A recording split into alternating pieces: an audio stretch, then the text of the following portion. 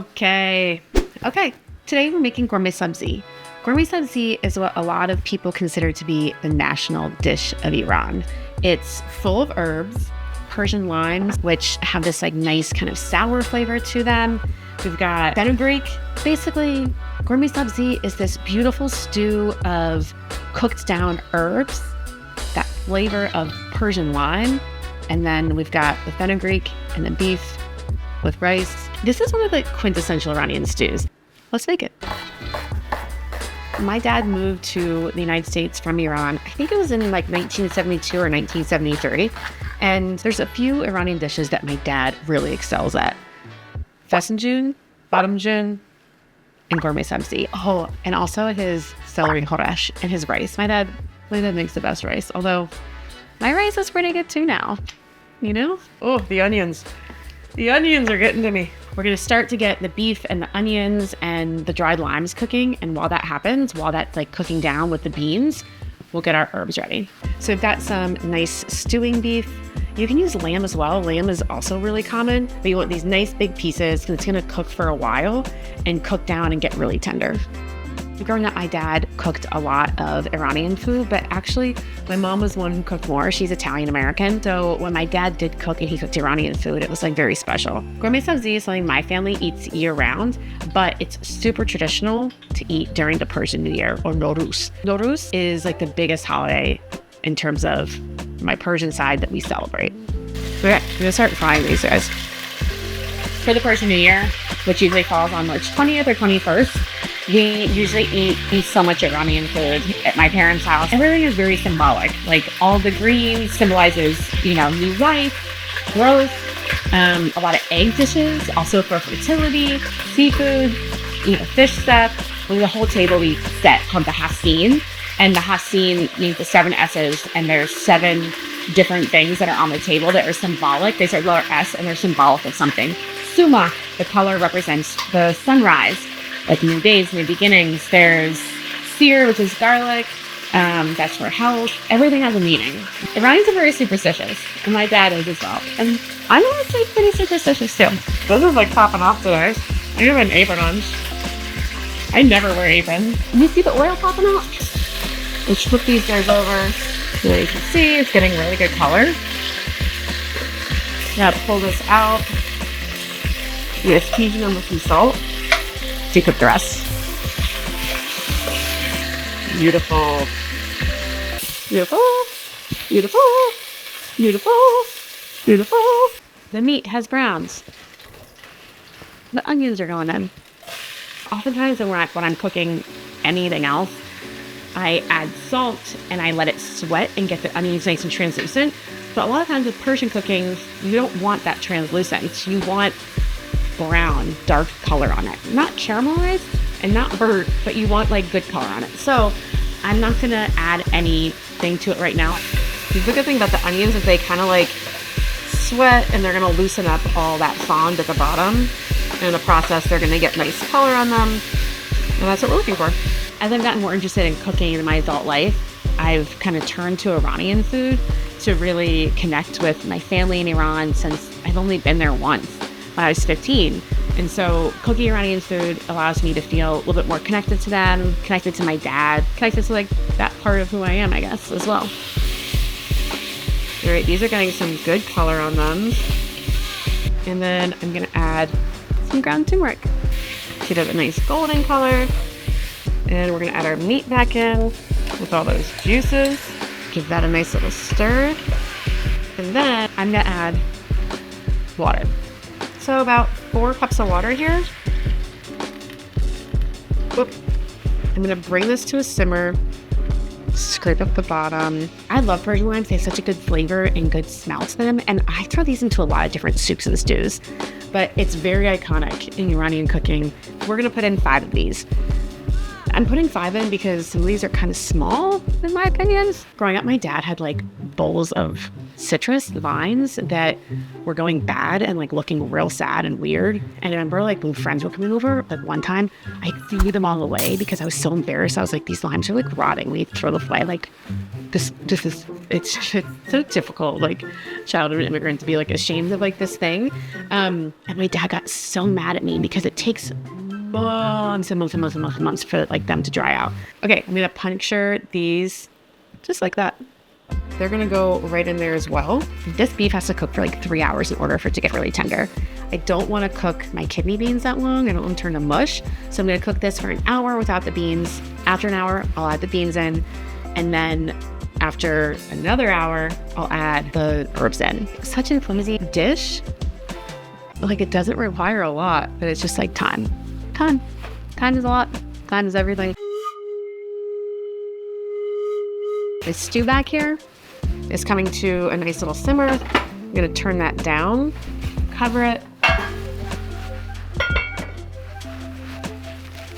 just gonna cook for like the next hour. Okay, so typically into your Ghormeh Sabzi, you get a lot of scallion, you get cilantro, you get parsley, and also fenugreek. Oh, that smell. This smell is Iranian food, you know, honestly. Like this is what it smells like, is fenugreek. So we are gonna get our herbs ready. You want to take off a lot of the big stems because we don't want those, but like the tender stems, those are fine. This is why you need like your whole family involved when you're making Ghormeh Sabzi or like cuckoo sabzi or any of like the herby rice dishes. You just need people to help pick the herbs, I tell you. I don't like to put this into a food processor. I find when you put herbs into a food processor, they turn like mushy and like have a real grassy kind of note to them. But if you're lazy, by all means, throw it in a food processor. I finely roughly chop. They're cooking so long that they break down a little bit, you know? So it needs to be finely chopped to an extent. There's a lot of Persian moms out there who are scolding me right now. I got a Persian dad, and anything I do is perfect for him. So actually, a lot of people, and my dad included, there's herb blends that you can buy, like dried herb blends. You can buy it online. It's already dried, it's already cooked down, basically. So you kind of can like skip this whole step. But I really think that cooking it with fresh herbs is my preferred way to do it. Okay, hear this? This thing. This bench is so loud, so wobbly, so annoying. Last pile of herbs. Basically, it's a good thing the beef and the beans will take like 2 hours because by the time that's done, I'll probably finally be done chopping herbs. Why do I have to do it the hard way? We are done though.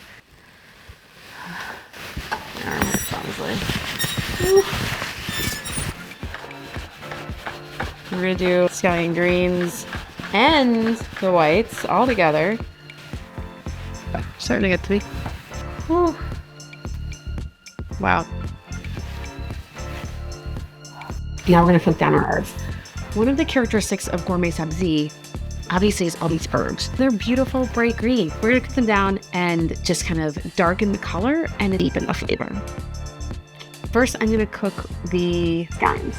A little bit of oil in there, kind of like a medium heat. I'm just gonna cook these to kind of soften them a little bit, and then I'll add in the rest of the herbs. All the herbs are gonna cook down for like 20 or 30 minutes or so, but the last like 5 minutes is when I'll add the fenugreek in. You can also get like fenugreek seeds. This is the leaves. Fenugreek is really good for increasing breast milk, and it's also really good for increasing your libido. So many great things about fenugreek. In this case, it also adds a lot of bitterness. So we don't want a lot of bitterness. Like, I'm a very bitter person already. So our scallions are in here. They've cooked down quite a bit. They're looking soft. And now we're gonna add in our cilantro and parsley. The thing about Iranian cooking, I feel like, is that everyone does it so differently. Even my dad, the way he does it, from me and from where I've seen other people do it, like, and when I say it, I'm talking about any dish in the Persian diaspora, when I've seen some people cook it versus how my dad cooks it versus anything. It's always so different, you know, because every kind of household, like anywhere around the world, in any house, people do things a little bit differently, depending on how their mom, their grandmother, their father, their cousin, whoever made it. It's already starting to get darker in color. I want it even darker than that. So there's like a fine line between getting it this like dark color and burning it. Medium low, let it go, let it cook, get it nice and dark. I've drained my kidney beans. Kidney beans are going in.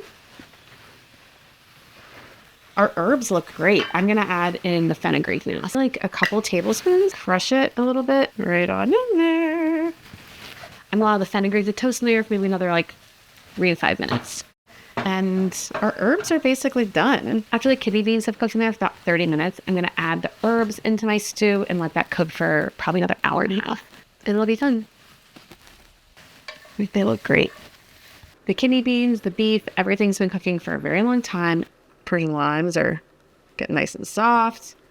Let's see what that beef's like. Oh, the beef is just perfect. Add our herbs right in there. Don't forget, I haven't really seasoned this yet. Just want to try it anyways. It tastes delicious. I'm going to keep the lid off now because I want to get a little bit thicker. Okay. She's done.